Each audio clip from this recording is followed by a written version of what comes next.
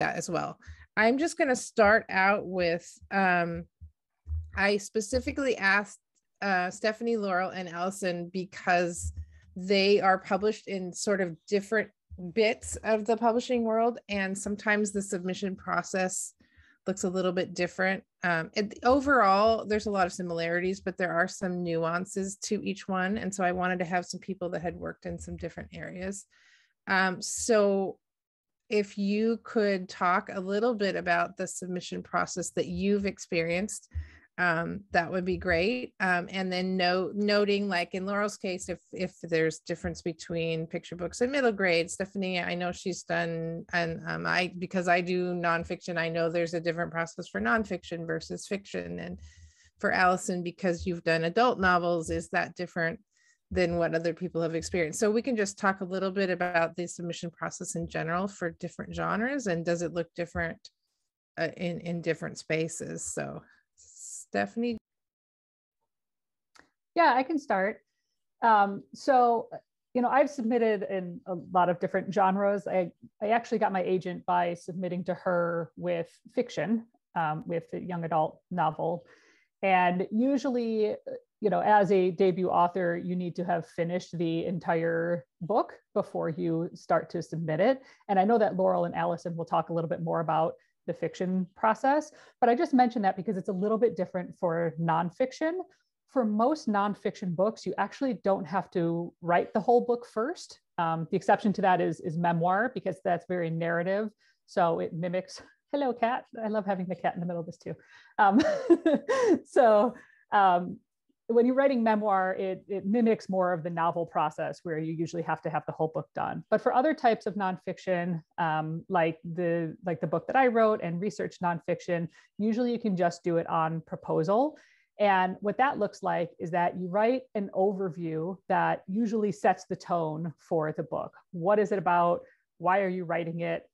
Who is it going to appeal to? Why does the world need this book? You kind of cover that in your overview. And then the proposal will also include some detailed information. Some of this that you will probably, if you are agented, you will probably work with your agent on some of this, looking at like audience, trying to help publishers quantify how big is the audience for this, helping them envision where your book will land in the marketplace. And then you also have in there a little bit about you. And in addition to your bio, nonfiction is actually the place where it's really important to have a platform in most cases, because publishers want to know that people want to read what you specifically have to say. So they'll want to know kind of like what your level of expertise is and what kind of reach that you have, whether that's on social media or whether that's in professional connections you have that can really help get the book out there and help it sell. And then the other piece is a detailed chapter outline. You're not necessarily bound to this for life. I mean, editors in nonfiction too know that there's a lot of editing that happens along the way when you're actually writing the book. But this is the place where you give an idea of kind of chapter by chapter what you plan to cover in the book. And then you usually add on 1 or 2 fully drafted chapters along with that. So again, it's this proposal package that helps them get a sense of the writing and the tone for the book, and and who's going to buy it, why there's interest for this book out in the world. I could talk a little bit too about the IP process briefly. And again, that's the intellectual property. Sometimes it's ghostwriting, sometimes it's not, but it's where you work really collaboratively with a publisher or what's called a book packaging company. And usually they own the idea, like they have come up with it, they own the rights to it, and they hire in writers to help make it a reality.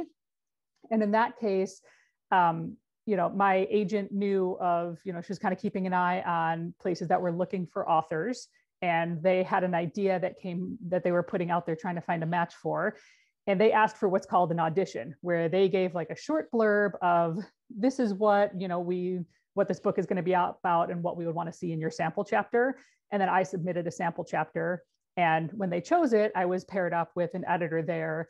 And we had some really collaborative conversations about, how I envisioned the characters and what I thought might happen in the book. And then they sent me a very detailed outline from there. And I was writing off of their outline And again, at that point, they had contracted with me off of the audition sample chapter. And so from that point on, it was, working with them on actually drafting the book, in a very kind of collaborative back and forth process for it to be ready for publication.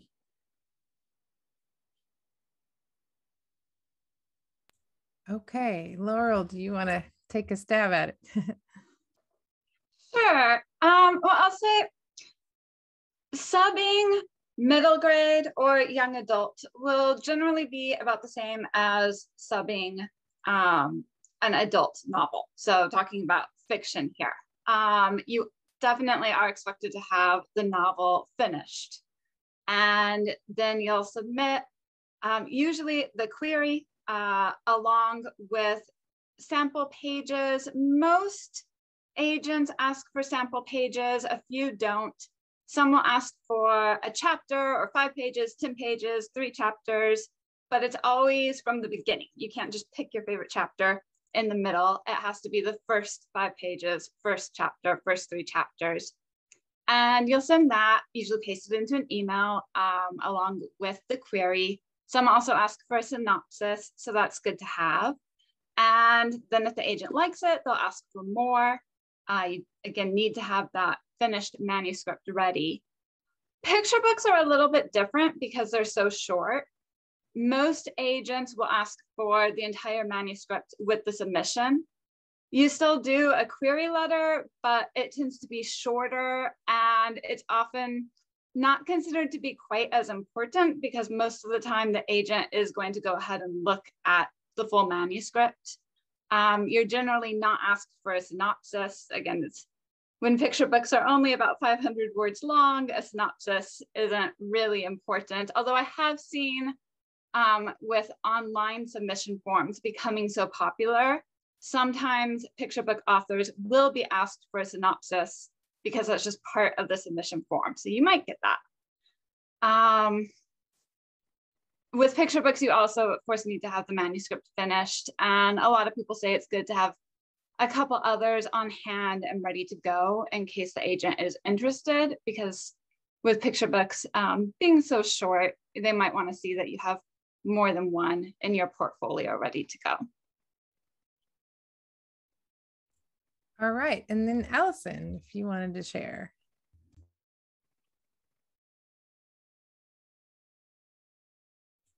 You're still muted. I'm so sorry. So Laura did a really good job kind of covering the general process for fiction.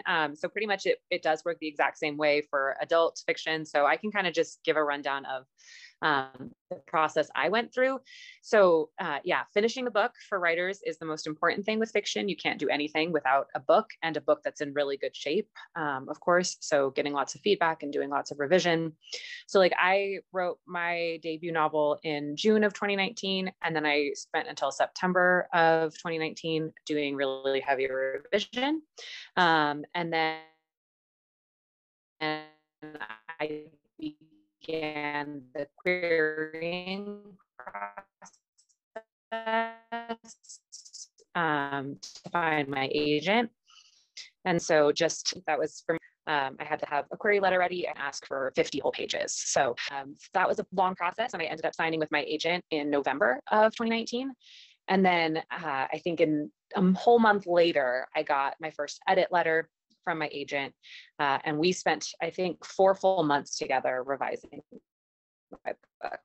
So the revision process was not done before I even went on submission. I had to spend a lot of time getting it ready. And then I went on submission in the beginning of April of 2020 with editors. And so that is when your agent, you kind of have nothing to do with that process. Your agent is sending out the packaged materials to editors, trying to get interest. And then I ended up signing with my editor in June of 2020. Awesome. That's exactly what I was hoping for, because I think it gives an idea of the breadth of a little bit of the breadth of publishing, and the fact that there's different ways to do it. We all kind of know the classic, you write your novel and then you submit, and that the fact that there is work for hire available. The fact that the kids process is a little different, I think is important to understand. Let's see, sorry, I am looking down at my cheat sheet. I'm going to go ahead and ask a question that somebody posted. She wanted to know if any of you have done Pitch Madness or Pit Mad.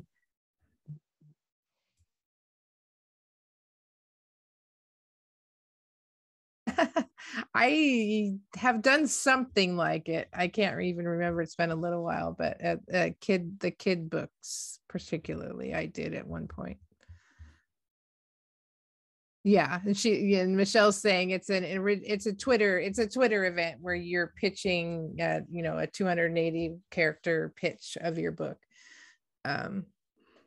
And I actually did do one several years ago and got interest from an agent, but then it didn't go anywhere. So I'm curious at, basically this is the sort of everybody learn from our mistakes section. Did you have bumps in the road on the way that you learned something and that you would be able to share, like this happened to me, don't do this, or this is what I learned from making a mistake, or just even if it's not a mistake, even if it's just this is things that are hard about this, and just be aware that this might happen. Just that kind of thing that might be helpful to people as they think about going through the submission process.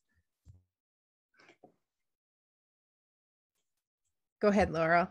Okay, well, I wanted to say I have not done Pit Mad myself, but I am on Twitter, so I see that in similar events when they come up, and it seems like it's a good way to put yourself out there. Of course, you have to be careful about who likes your post, and you want to vet them the same way you would vet any other agent or publisher you're submitting to, because not everyone out there is necessarily going to be a good match for you. Not everyone out there is as qualified as you need. So I think, kind of to segue into the next question, that's important when you are subbing your manuscript. You want to be really careful about where you send it, because if you don't check people and somebody who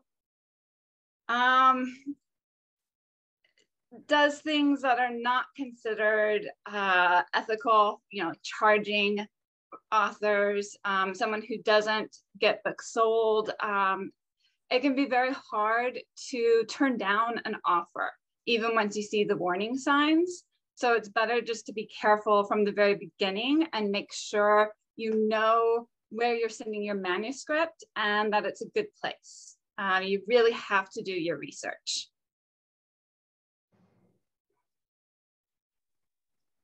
I'll say one thing for me that is ongoing, because of course, even though I have an agent now, you still go through the submission process again, like Alison was saying, once your book is being sent out to editors. This is sort of the most basic piece of advice, and I also find it one of the hardest things to do sometimes, is keep writing. Go immediately into the next project. Don't sit there. You're going to want to sit there and stare at your inbox, like waiting for magic to come in. And just like, it's so important to keep writing, to work on that next project, for your craft, for your career, for all of those reasons, to keep yourself distracted from refreshing your email every 5 minutes.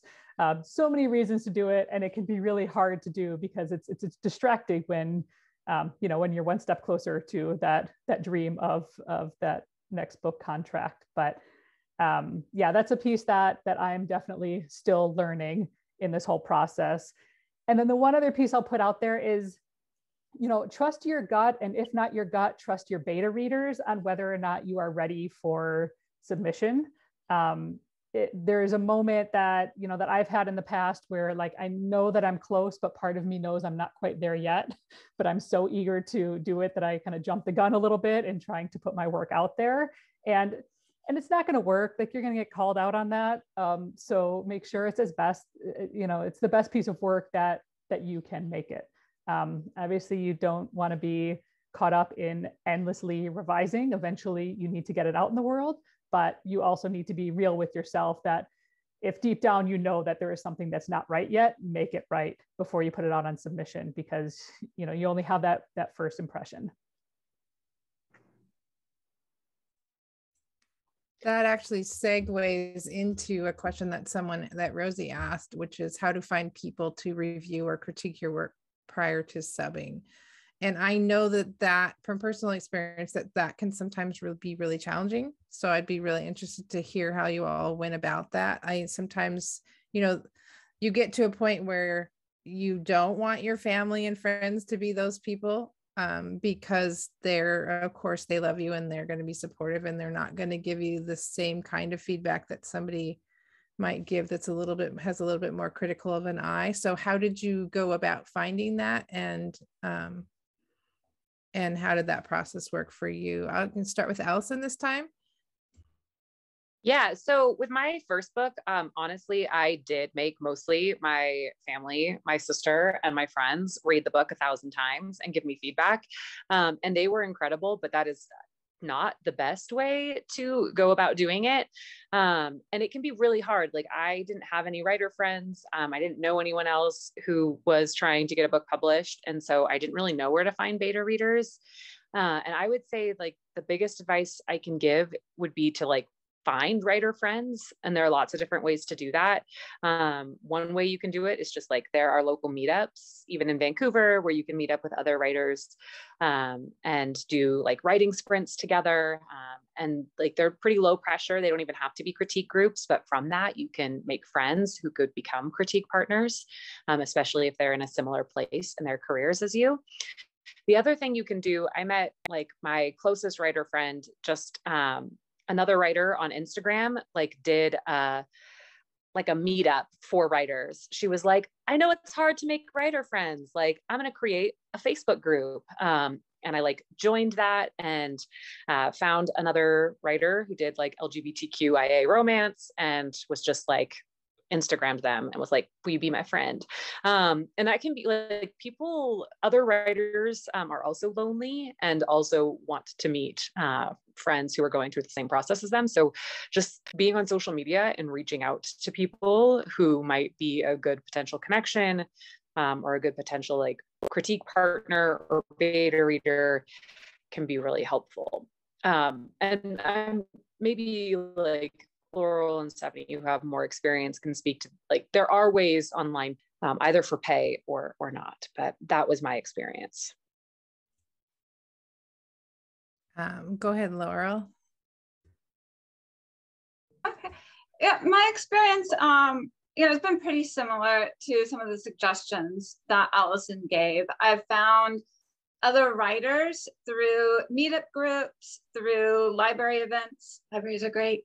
And through organizations like the SCBWI, which is a big national organization for people who write and illustrate children's books.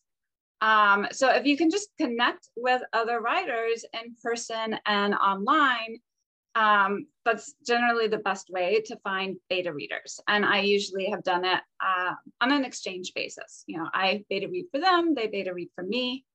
If it's a new critique partner or beta reader, I think it's often helpful to really go over the type of feedback that you're looking for and maybe start with one chapter just to make sure that you're on the same page and it's a good match. And then if things work out, you can keep going from there and hopefully continue with future books too. It can be hard to find good beta readers you really click with, but it's important to make your book stronger. And you learn a lot from it too. When you beta read for other people, you can learn a lot. Yeah, I really agree especially with that last part of finding somebody who's a good match for you. It's worth it to take the time to do that. You need somebody who is both, I know some people who explicitly don't use other writers, they'll use friends, but their friends who they trust will be honest with them. And even if you're using other writers, there's there's honesty and there's good editing and there's bad editing. So sometimes honesty can come across in ways that's not actually helpful. So it is important that you find somebody who you feel, you know, understands what you're trying to do, and is willing to give you that constructive criticism. And also somebody who you feel that you can trust with your creative baby, because even if somebody, you know, you might love their work and they might seem great in a lot of ways, but if you're getting feedback from them and like the vibe is just off, like that's a big deal. I mean, I know people who have had experiences, you know, both with critique groups as well as with like editors and writing coaches that they've paid, where they've walked away from it just feeling really crushed about their writing and not wanting to continue writing. And that's terrible. So, you know, make sure it's somebody who you have, who you trust, who you have that good feeling with. The other places that, you know, I'll add to what Laurel and Alison said is, you know, is in-person workshops and retreats. If you are going on those now, or once we are back to a world where we're more regularly going to those can be a really great place because you have time usually to get to know somebody and their writing. And I've met some really good writing friends there. My closest critique partners are from a writing group that I helped set up like 20 years ago. So those in-person meetups can really lead to great critique partners and friendships. And then I know Alison mentioned this briefly, there are paid opportunities as well. You know, there are people who are, you know, professional editors, who are not professional editors, who are other authors who offer writing coaching and editing. Similar to, you know, everything else that's been said, is you want to be careful in vetting these folks. Make sure that they are legit, make sure you're going to get, you know, good feedback from them. You don't have to pay somebody to edit your work to get published. It's really important to know that, but just know that those options are out there as well. And also, you know, to build on what Alison said about like other writers are hungry for this. Like we, you know, it can be a really lonely thing to do, and nobody understands the stress of what you're going through in creating, in trying to write a book, and then in trying to deal with the morass of the publishing industry like other writers. So having people who you're not just sharing work with, but can really talk with about the creative process and the industry is so invaluable. So one thing that this conversation brought to mind is something that I really struggled with early on, and I suspect we all have to some extent. I wondered if you all could speak to, and this is related to what we were talking about, but not exactly the same, is like having that feeling that you, like, how do you know when you're done? How do you know when it's ready to send out? And then I think we've set up the expectation, you know, Alison talked about several rounds of editing that happened after she'd already gotten her agent. And then I suspect, I don't remember if you mentioned this, but I suspect there's also editing that happened after you had sold it to the editor. Like, I think that people, you know, we always try to be careful to say that done isn't really done, because it's not really done until you're holding the book in your hand and it's, you know, printed and everything. But there is a point at which you're like, okay, this is ready to go ahead and get sent out. And I think as a newer writer, that understanding like when that point is one of the hardest things to really kind of get your head around. And so if you all would just speak to that, that would be awesome.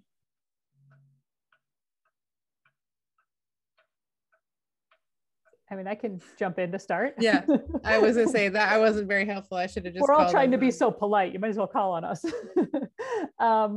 So for me, you know, I feel like even when the book is printed, there are times when I look at my book and I was like, oh, I wish I could change that sentence. Like, so in some ways as writers, like we can endlessly play with our words. For me, it's done when I get to the editing phase, when I realize that I'm reading through things and I'm really just moving words around and not in a productive way. And I realize that, like, you know, and I have that deep sense with every edit where it's like, okay, am I just making this worse? And I'm no longer making substantive edits to it. Because normally, like when I have a revision plan, I will have identified like big things throughout the book that I know that I want to change, right? With my nonfiction, it may have been structural things. Like I want to make sure this is in every chapter. With my fiction, it may be like, okay, here's a subplot that I have to better thread through or better foreshadow, or I need to, do more character building on this particular person. And I'll have a goal with that and I'll get through that. And then usually, I'll do at least one pass where I'm like, okay, is it as strong as it can be? Are there any places that feel clunky for me as I'm reading through it?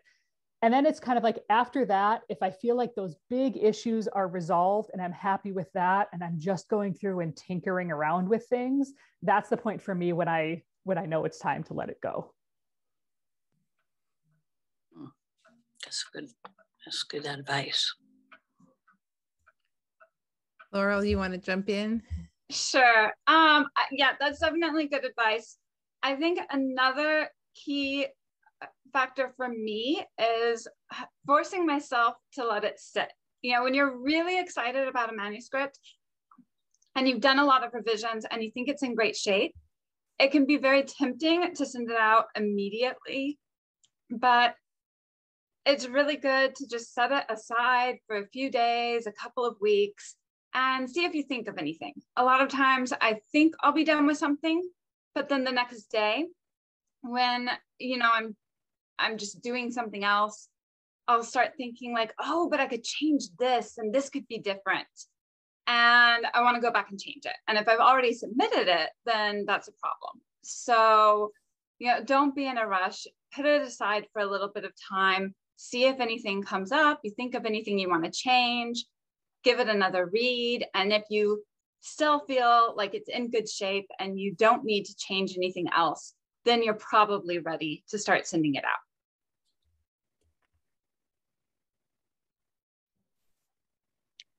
And Alison?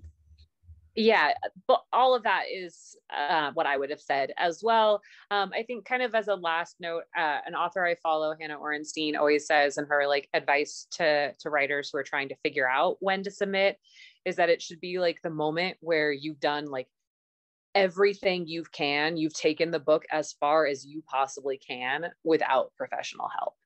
And especially because like most of us, if you're trying to be a writer, like we talked about, Stephanie mentioned, you can't afford to pay an editor. You can't afford to pay a writing coach, right? You're working on your own. You're working with your beta readers or your critique partners or the sister that you've made read it 500 times.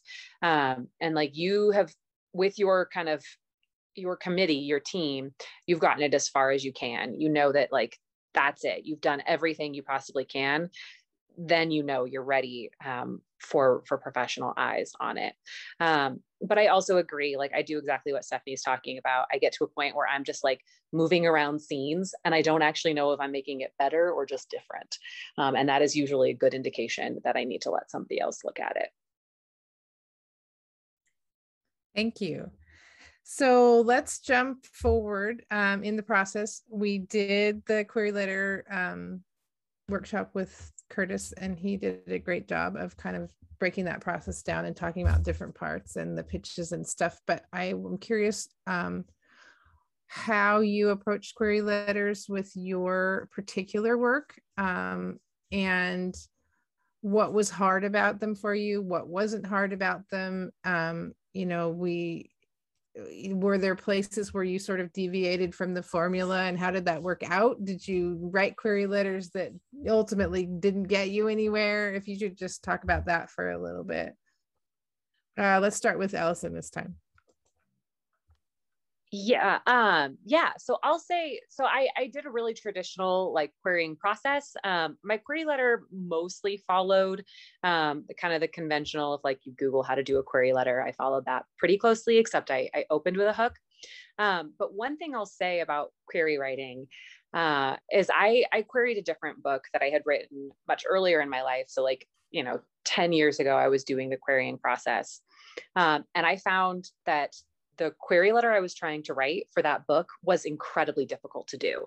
I had such a hard time taking that. It was a YA fantasy novel, taking that and distilling it into a query letter. And it was so challenging for me to keep it to, 300 to 500 words or 300 to 500 words or whatever.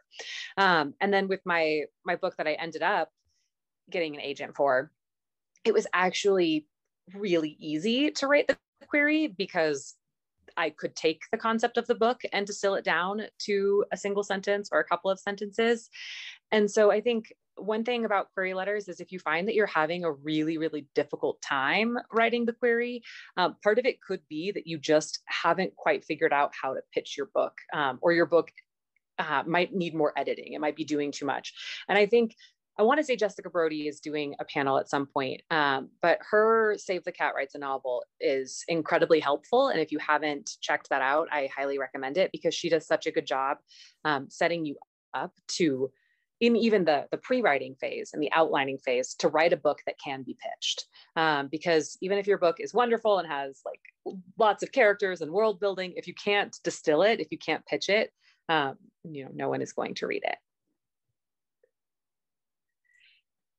How about you, Laurel? I kind of like query letters. The first book that I got published was not the first book that I wrote or queried. So I've queried several novels over the years. I've started to write the query letter first. I do this now, even though I already have an agent, because it helps me to really know the heart of my book. And, so if I write the query, then I really know what it's about. I know what the themes are. I know what the central conflict is. It kind of solidifies that in my mind. And I might end up changing it a little bit as I write. Of course, as much as we plan, we might stray from that as we write. But I think it's really helpful to have that query letter first to kind of guide me and keep me on track. And then once I get to the end, I already have the query letter, just need to revise it a little bit. And I can send that to my agent. It might be used in submissions, or at least it gives her an idea of what the book is about. So that's how I like to tackle it. And Stephanie? I want to have Laurel's query process when I grow up. Like, that just sounds so like productive and chill. And I'm not that when it comes to querying. I queried a long time ago, like Alison and Laurel. The book that I queried on was not the book that was ultimately picked up. And I had queried on fiction. It was a pretty traditional query letter, but I also like the style that I went with was really leading with the hook. I know sometimes you'll see it where, some example query letters will start out with like the stats on the book. I like to kind of start out with a hook. That's my own preference. And then kind of have the stats of like, genre and word count and stuff after you give them the heart of it.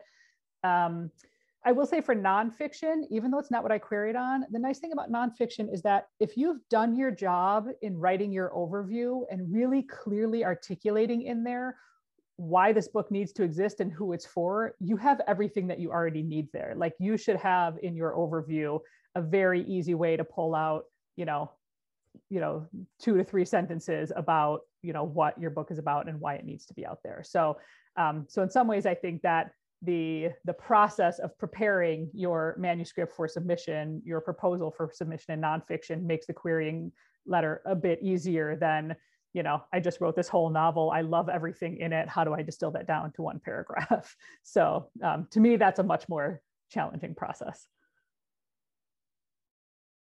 Yeah, I was actually thinking as Laurel was talking, because I've gotten to the point where I realized that sometimes if I can't write the query letter, it's because I don't know what the book is about. And if I don't know what the book is about, then probably it's not ready to go out yet. And so I don't write the query letter up front per se, but I'm definitely thinking about pitch up front, so that I know, like, this is where I'm going. And that can always change as you're going through writing the book. But if you don't really kind of know where you're going with it or why it matters, as you're going through the process, I think it makes it harder for me to write the book, because it'll just kind of get wandery and I'll get lost. But I thought that what I would have you talk about next is agents. I write nonfiction work for hire at the moment, so agenting is not something that I've had to worry about. But I know that anybody who's in fiction generally is looking for an agent at some point in their process. And so I'd love to hear about that for you. How did it go? Do you just have one agent? Have you had more than one? Do you always need an agent? If you could just talk about that a little bit. And how about we start with Laurel this time, because you're in the middle and I keep not starting with you. Sure. I've had more than one agent. I have a wonderful agent now. I'm very happy with her. But sometimes things don't work out. It can be really hard. Once you get an agent, a lot of writers think that that's it. Everything's going to be smooth sailing from then on out. And that's really not how publishing works for most people, at least not for me. You might end up parting from an agent because you disagree about a future book, or just because it's not working out and you decide to leave. It might be two-sided, it might be one-sided. But if that ever happens to you, just know that it's not unusual. I think it's better to have an agent, certainly, because that agent can help you get your foot in the door in other places that are closed to people without agents. An agent can also help negotiate a better deal, not just in terms of the advance, but the other contract terms that can get pretty technical. So an agent is great, but if you have a manuscript and you don't have an agent, maybe you've tried to get an agent and you haven't been able to, or maybe you had an agent and it didn't work out, but you are not ready to give up on the manuscript yet, you can sub to publishers on your own, and I've done that. I sold Story Magic that way. So that's my most recent book. So it's definitely possible to do it that way, even though you'll have fewer options.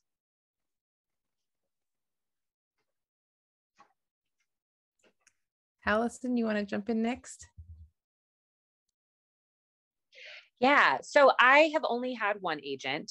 So I signed with my agent for my debut, and any previous querying attempts did not result in signing with an agent. And so I've only worked with one person, and I love her, and I'm super happy with that relationship. And then, so I can't speak to not being agented the way Laurel could, but for me, yeah, I think the experience of having an agent is one I highly recommend. One, because their whole job is to know the industry and know how to sell your work. And they know a lot of things that as writers, like I feel like don't have time to know about, the ins and outs of the industry and the contract process, like Laurel said. And then the nice thing too, I think about having an agent is when it is a positive relationship. So obviously I know lots of other writers too who had, less than positive relationships with their agents. But for me, once I was able to sell my first book, my agent was a partner that I could work on my second book with. And so they were someone who I could turn to for the whole process of, essentially I sold my second book on option, which is when after having a book deal, there is a clause in your contract that says that editor, that publishing house gets kind of first crack at whatever your next project is. And so I had to submit my next project to Atria and Simon & Schuster and before I could shop it around anywhere else. And so my agent was someone who could aid me in that process so that I would be able to sell my second book. But yeah, so that was kind of my experience with finding an agent. Stephanie? Yeah, so I am on my second agent now, and what happened with my process is I queried my first agent on fiction and was accepted, and she went out on sub with actually 2 novels of mine to editors, and neither of those sold. But over that time period, while it was happening, I got the idea for my nonfiction book, and I started working on a proposal for that. And when I talked to her about it, it turned out that she didn't work on nonfiction, but there was another agent in her agency who did. And so I started working with that second agent on the nonfiction. The first agent was still looking at my fiction. But then things started kind of migrating because the second agent also started to reach out to me about like work for hire opportunities. And then they were both reading my fiction manuscripts. And then it just made sense for me to fully transfer over to just working with that second agent. So a really positive experience with the first agent, but just because my career was moving in a different direction where I wanted to explore genres that she wasn't working in, that's why I wound up switching agents. Yeah, and I agree with with everything Alison said about, like, there are a lot of positive reasons to work with an agent. I am not a writer because I want to negotiate with publishers. Like, that's not a thing that gets me excited. So I love having somebody else to do that. I love having somebody else who's like in the industry who I could bounce ideas off of, and share drafts with. So I find that to be really useful. I think that, in terms of submitting without an agent, it can vary a lot depending on what you're writing. I know in some of the areas where I've written, there are some opportunities with smaller and mid-sized presses. Like, usually if you're going to go for one of the big houses, you have to have an agent. Like, they won't usually take unagented work, but there are a lot of really great smaller and mid-sized presses that have amazing distribution for their books, that work in a lot of different genres. Like, I obviously write about animals and nature, and there are a number of publishers that do environmental themes. There are also a lot of like small and mid-sized horror publishers, and that's another genre that I do some writing in. So it kind of depends on where you're at. You might have more options than other genres for really great presses to submit to unagented. I was gonna open it up for questions at this point. If anybody is interested in knowing more specifics, if you've got something specific that you're working on. Oh, hang on, Donna, let me make sure. Yeah, go ahead. Well, the question that I was going to ask is that I'm writing a travel memoir. My mom and I traveled for 15 years together to 15 different countries, and it is a book that I had talked to a publisher directly, a local publisher that turned into a self-publishing, but they had been very excited about it because they had never heard of a mother and daughter traveling together, first of all. And our stories were often quite hilarious, and people kept saying to us, well, you ought to write them down, because there's never been a couple of women that have done this together. And all of our friends said the same thing, and so on and so forth. When I started to do this, and I actually joined the memoir group there in the library and have been writing and working with them on it, and they've also encouraged me to do this. Well, I completed the first journey, but the problem is that it became such a large body of work that I realized that one journey is going to be, to write 15, this is not going to be one book. It's going to end up being like 3 books, but the journeys are going to be like 3 different books. So my theory is that I need to find an agent that is going to help me to figure out how much of each journey I should distill, and I mean, these folks are telling me, oh, you need to put in maps, and you need to put in recipes, and you need to put in photos. and I'm like, it's becoming this monster. And I'm thinking, it's going to be like a James Michener thing, I mean, I'm thinking like, snippets, and they're thinking like, no, epics. And I'm so, everybody's saying, well, you should have everything done. And I'm thinking, well, it's blowing up into this enormous item. So I've got the first one written, and I'm thinking, I don't want to write all 15 and be way overboard. So I'm thinking I have the first one written, but I should get some direction now, because it's a memoir. So it's kind of a nonfiction, but because it's a memoir, it's not an autobiography or a biography, because of course it's not every day and date and everything else.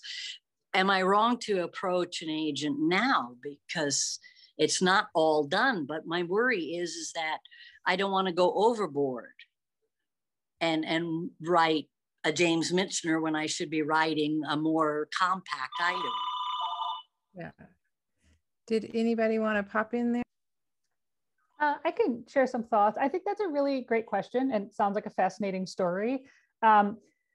when you approach agents, they're going to want whatever you approach them with to be a complete standalone book. So, whether you're talking about memoirs or whether you're talking about, you have an idea for an epic fantasy series, they never know if they're going to be able to sell more than the first one. So you want to make sure that whatever you're giving them, that can stand alone, that if that's the only book that they sell, that's something that you and them can be excited about. So like, that's the first question to ask. Like, an agent won't generally bring on a new client to do like massive structural work. Like, they'll want to have that really connect with that vision. They'll do some editing with you in most cases, but usually, you're already on the same page with the vision of the manuscript that you've given them. It sounds to me like you're getting a lot of different advice from a lot of different people. And what I might recommend is kind of going back a little bit to the basics in your own mind on what do you want this thing to be, right? Do you want this story, when you think about, because even with a memoir, there's still kind of a story arc with it. There's still like a message and a theme that's going along with it. And so think about, what is it that you want that to be? Do you want it to be like, is it more episodic where it's, where the first 3 trips or whatever it is that's in this first volume for you, like, does that have its own like complete message in there and its own complete journey? Or do you really want it to be, is the message and the theme and what you want people to get out of it really about all 15, about that whole piece? And I think that from there is going to answer a lot of your questions on whether you really need to pare it down. And there are a million ideas that can all be fascinating about like pictures and maps and recipes and all of that. And I get how people get excited about like throwing everything in there. But again, that comes down to thinking about like, well, what do you really want it to be? Like, is cooking a really big piece of this? If not, then recipes may not need to be in there. If it is a big piece, then that could be a cool thing that fits into it, right? I mean, just like really kind of go back to what it is that you want. And again, find those beta readers who you trust. This might be a good scenario to try to connect with beta readers online or through an organization where it's people who don't have a vested interest in your story, who could just provide that like neutral but honest feedback on what you're giving them. I would just going to jump in and say I would agree with all of that. I think that you don't want to be approaching agents with questions like that, because they're wanting to see a finished piece. But I also understand the dilemma of getting all this feedback from all these people who have all these, they're all excited about it. Like, right. It's not, they're super excited. They're very vested in it. I think that Stephanie's absolutely spot on, that you have to find the core of the story for yourself. Like, what is the story that you want to tell? I work with a lot of people who are going to self-publish, and I always tell them, you also need to decide, like, who is this for? Because if it's for you, family and friends, you may want it to be multiple volumes because you're just collecting these memories for people. But if you're wanting it to be for commercial purposes, like, you're trying to find sort of a story arc that's more universal, that people can connect with and enjoy. Mm-hmm. And so you're trying to find that slice of the story that means the most to you, that you feel like would mean something to other people. So yeah, it is hard when all those voices jump in on you and say, oh, we're so excited, you should do this. So, well, my thought was if I could get a little bit of direction of it, then maybe I could do it in 3 volumes of like 5. Yeah, and I could make it more condensed. It might be good to just seek out, like Stephanie said, some writers groups, either online or locally, that can give you more of the writing and commercial trade perspective, rather than, the family and friends, to help you maybe figure that out. And I'm actually going to jump back and see if Laurel or Alison have anything they can want to jump in on for this. Okay. I think you covered it pretty well. Yeah, I would definitely try to get that first book, how you want it to be, decide that first, and then approach agents. Yeah, agreed. Stephanie gave a very clear answer, and I would agree with everything else that's been said.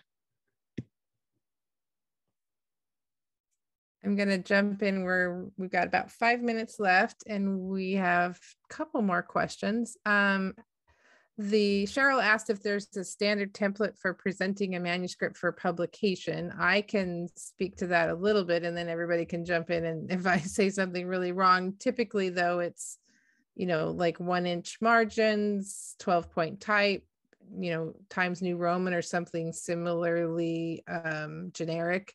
Don't do any fancy, don't do any fancy formatting, don't do any fancy, fonts. People just want it to be very clear and readable.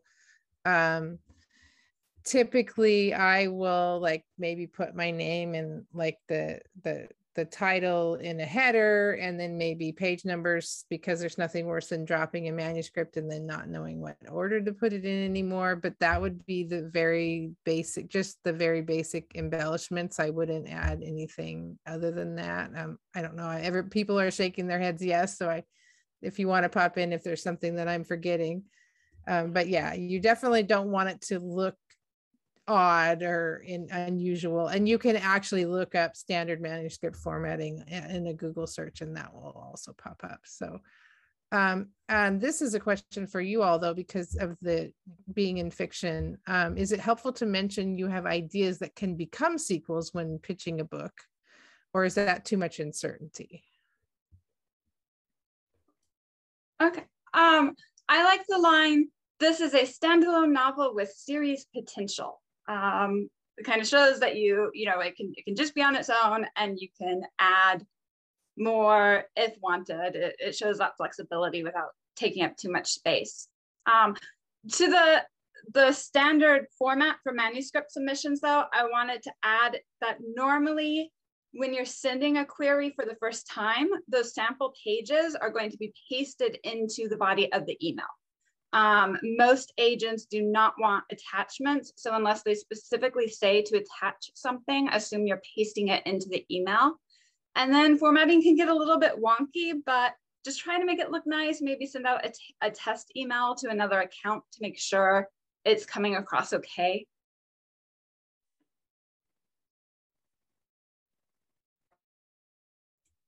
All right. Does anybody else have any other questions? We've got 2 minutes left.